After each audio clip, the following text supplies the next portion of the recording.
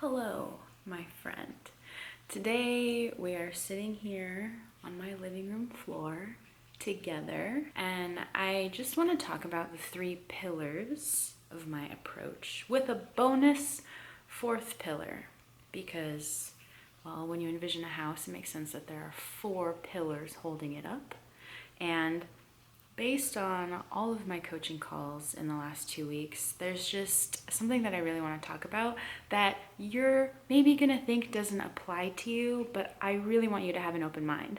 So I'm gonna talk about the 3 pillars that I talk about a lot on my blog, and a 4th pillar that I'm probably gonna start talking about a lot more now that I've seen it as sort of a recurring pattern. And this is gonna be a little bit of like a vlog style because I just wanna be really fluid with it. And let's dive in.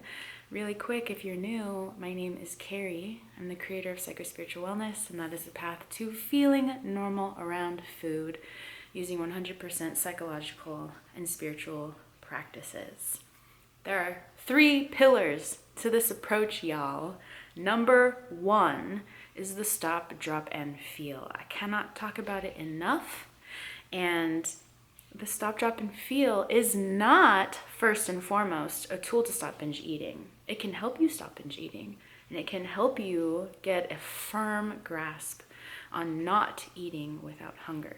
But the stop, drop, and feel is first and foremost a tool to develop emotional awareness and emotional tolerance. And I like to talk about it this way because if you still end up eating after the stop, drop, and feel, it is not a failure. You did not do it wrong. It was an opportunity for you to practice sitting in your emotions, sitting in the edginess, sitting in whatever that unique blend of ick is for you, right? It sounds fabulous. For me, my personal blend of ick was rejection and loneliness. I used to really struggle with those 2 emotions, and when I used to really struggle with eating without hunger, when I used to really struggle with wandering into the pantry at midnight, those were the emotions that I would stumble onto a lot when I would do the stop, drop, and feel before letting myself have the chips or the sweets or whatever. Anyways, stop, drop, and feel, number 1 tool, super important. If you only focus on one thing, focus on that. The 2nd pillar is giving up dieting and having permission to eat all foods and eating without guilt. The more we restrict, the more we binge. And if you keep one foot out the door, like I can have all foods, just not sugar, because sugar really is bad. I can have all foods, just not as much carbs because carbs are bad. No. You have to allow all foods.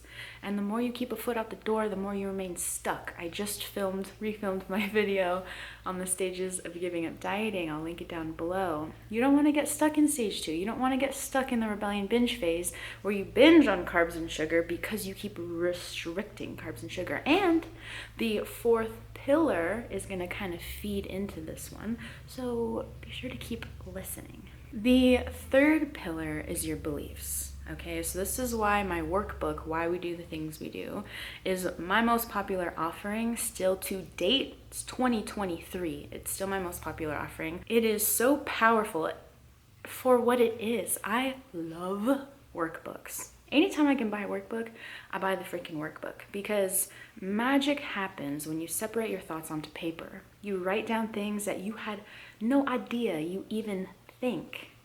Okay, so Why We Do the Things We Do was your opportunity to get really clear on what you believe about food and life and body image and life. Because the way we do one thing is the way we do everything, to quote the fabulous Janine Roth.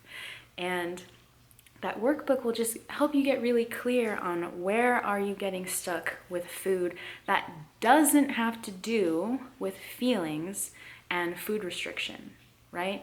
Because the reason why we do the things we do, the reason why we reach for food when we aren't hungry, has to do with one of those 3 things. And the 4th thing, keep watching, has to do one of those 3 things. The 4 things, okay? So it either is a feeling that you're not feeling, it is a food that you're not letting yourself have, or it is a belief that is triggering it, okay? And that's what Why We Do the Things We Do is for.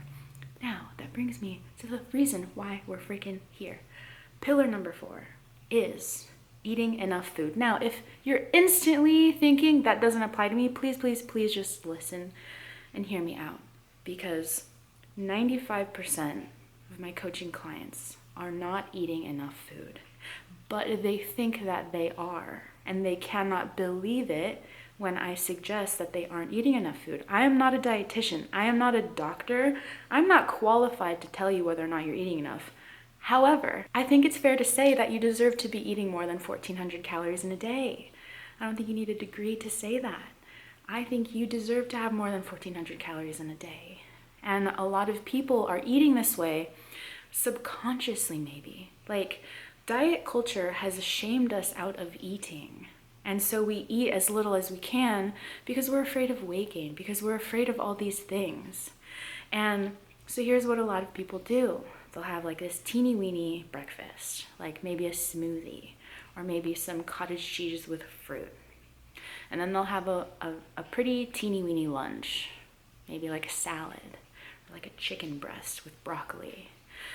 And then they'll have dinner, and maybe dinner's more substantial, okay? You have like chicken and rice and veggies, you have some sort of pasta, and then you go off the wall, night eating, binge eating. You wander into the pantry and you have chips, carbs, sweets. You make yourself toast with peanut butter. You have one slice. Then you make another piece of toast with peanut butter. You have another slice. And then you keep hating yourself more and more for reaching for every single subsequent thing.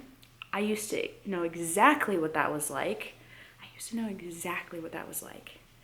And we can't even call it compulsive eating or binge eating, because binge eating, one of the definitions, is eating without hunger. And in these scenarios, you might not even be eating without hunger. You might actually be hungry. And so it's really important to get really clear on, am I eating enough? And I suggest asking a friend, like going over what you eat in a day and asking a friend, am I eating enough? Look at your day through a compassionate lens. Would a friend think you're eating enough? Not would you think you're eating enough, because you are probably too hard on yourself. I certainly was. It's really hard for us to see this clearly. So make sure you're eating enough, please, because the stop, drop, and feel does not work if you're not eating enough. Because the stop, drop, and feel helps you stop a binge in its tracks. It helps you stop eating without hunger. But if there is hunger, it doesn't work. And then if you're not paying attention to eating enough, the stop, drop, and feel doesn't work. And then you feel like a failure because you still ended up eating the other thing anyway. But you're not a failure. Your body just needs food. It needs fuel. Okay, so this was just me and you sitting on my living room floor, chatting it out, talking about the 4 essential pillars.